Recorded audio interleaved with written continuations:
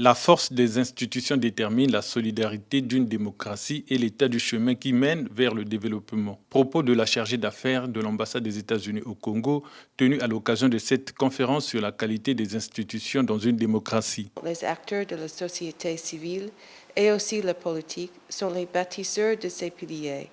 Ce sont eux qui travaillent pour que ces piliers soient vraiment solides afin de garantir une paix durable. Comme nous l'avons vu l'année dernière, même une démocratie forte comme celle des États-Unis peut être testée. Le bâtiment du Capitole, symbole même de notre démocratie, a été mis à l'épreuve. Nous travaillons tous pour rendre nos institutions plus fortes.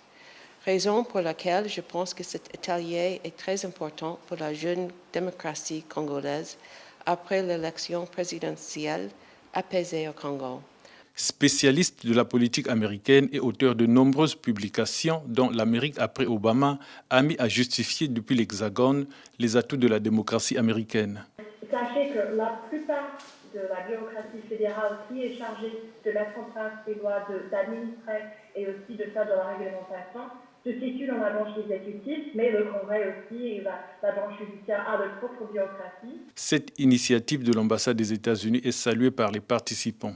Nous avons encore approfondi nos connaissances sur ce qui concerne la notion d'institution forte par rapport et en rapport donc à notre démocratie, à l'actualité telle que nous venons de passer nos élections de manière apaisée.